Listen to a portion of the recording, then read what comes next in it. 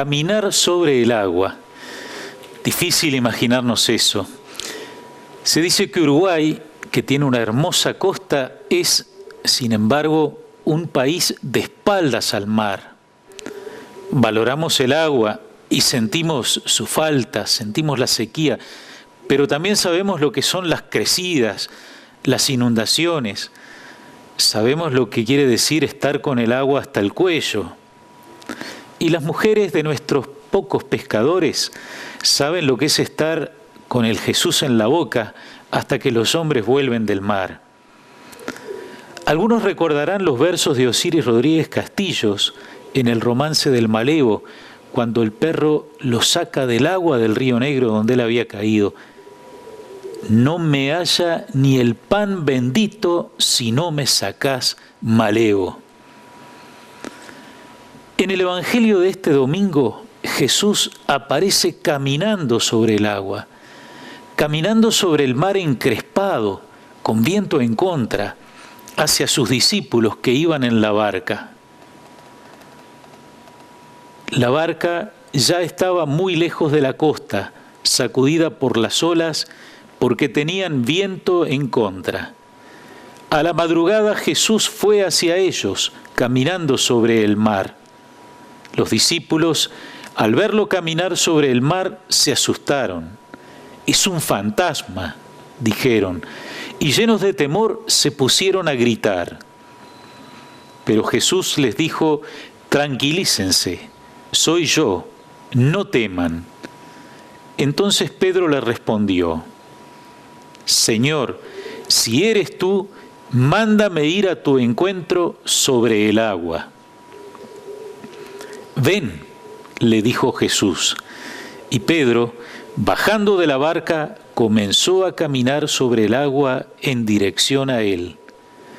Pero al ver la violencia del viento, tuvo miedo, y como empezaba a hundirse, gritó: «Señor, sálvame». Enseguida Jesús le tendió la mano y lo sostuvo, mientras le decía: «Hombre de poca fe, ¿por qué dudaste?».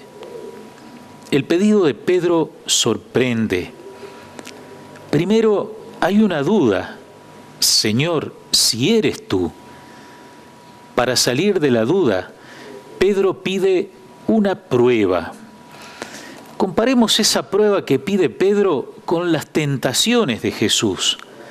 Son 3, pero en las 2 primeras, Satanás le dice a Jesús: «Si eres hijo de Dios».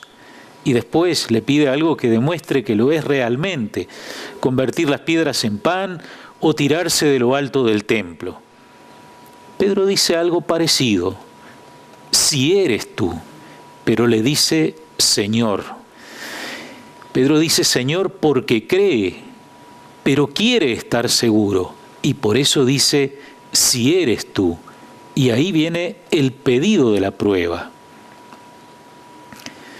En otros pasajes de los evangelios hay momentos así, incluso después de la resurrección.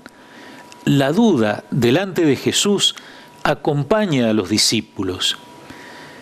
Los evangelios no ocultan esas dudas, y está la famosa de Santo Tomás, que quiere meter el dedo en la llaga, de ahí viene la frase, es decir, quiere tocar la marca de los clavos en las manos de Jesús.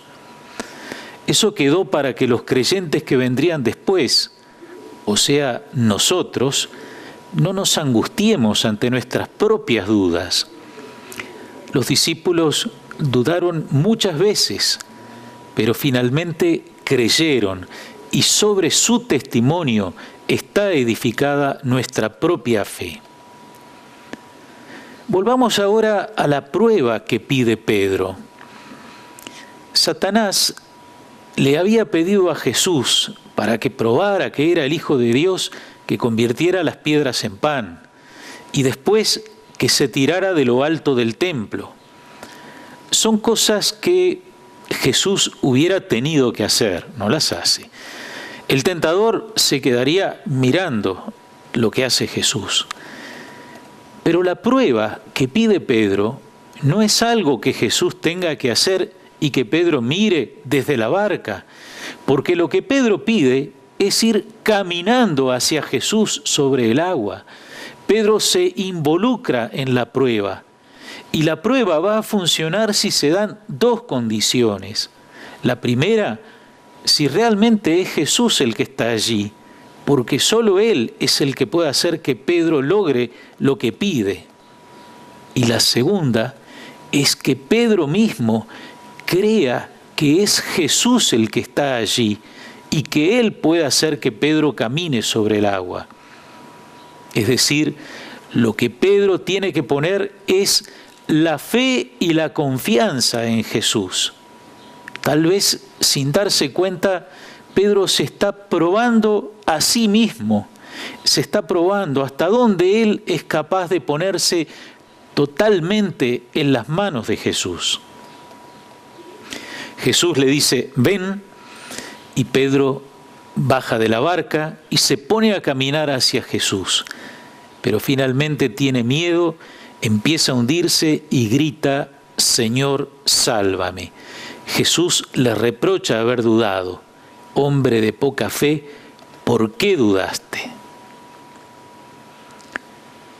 ¿Por qué Pedro pide esto? Ir caminando sobre el agua. ¿Por qué meterse en ese lío? ¿Por qué ponerse en ese riesgo? Yo creo que Pedro no se mete en el agua, ya está en el agua. Los salmos nos recuerdan la experiencia de muchos creyentes que como Pedro han gritado, con otras palabras, Señor, sálvame.